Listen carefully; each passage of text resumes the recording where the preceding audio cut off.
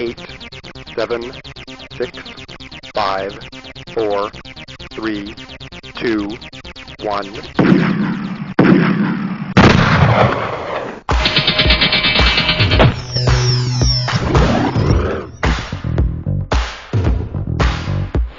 Do you know what hepatitis C is? No, I don't know what that is. I don't know what you're talking about. Do you know what hepatitis C is? Hepatitis? Do you know what hepatitis C is? I don't know. It's like it's a disease, and I don't know if it's uncontrollable. If you never heard of hepatitis C, you're like most people. But most people have heard of HIV.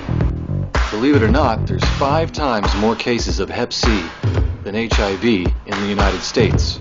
About 4 million people have hepatitis C in this country.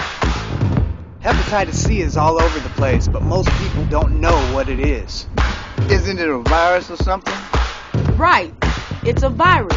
The thing about this virus, though, is that it's really easy to catch. And how do you catch it? Blood! It's passed on by blood. Most people who have hep C got it through sharing needles. And not just needles either.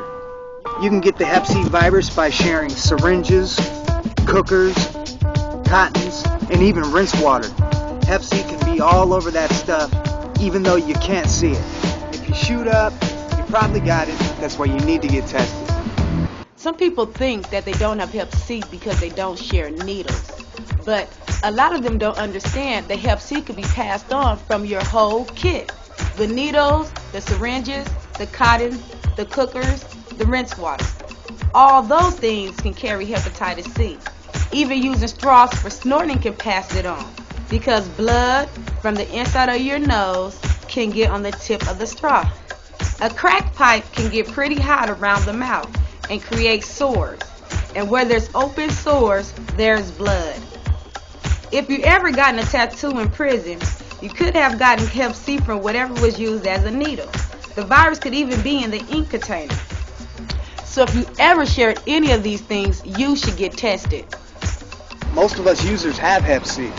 Like if you take 10 people who just started using, after a year, half of them will have it. If you was to look at them 5 years later, most of them will have it. 9 out of 10, that's a lot.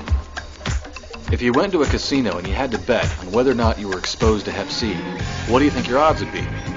Well, if it was after, say, a year of using, your odds are about even. The chances of getting hep C after that amount of time are about 50-50. But who only uses for a year? If you're addicted, you keep using. You stay in the casino. So let's pick a more realistic stretch of time to be using for, like 5 years. If you had to bet all of your chips on this one, what do you think your odds would be? Well, your odds skyrocket. After 5 years of using, your chances of having hepatitis C are over 90%. If you're at a methadone clinic or a syringe exchange, look around. Odds are 90% have hepatitis C. So if you take 10 people who've been using for a year, 5 out of those will be hep C positive. After 5 years, 9 out of 10 will be hep C positive, which is pretty much why you got to get tested. Sometimes people, when they've been using for a long time, they don't like to get their blood drawn because it's hard to find their veins. But a lot of places got this thing now where all they do is prick your finger and get a little drop of blood. That's all it takes. That's your hep C test. If you've been diagnosed with hep C, you shouldn't worry about passing it on through food or eating utensils. You can't get it through casual contact like hugging, kissing, or shaking hands. I know you wouldn't know what to look at me, but I'm an old-time dope fiend. I guess I've had the virus about 20 years now. I'm healthy. I'm okay. I guess I'm like most people with hep C. I feel fine. I have to be a little safer about some things, change my routine a little.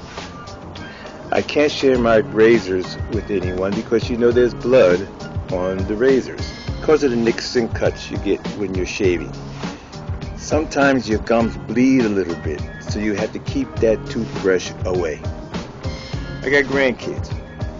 One is 2 years old, and she's all over the place all the time.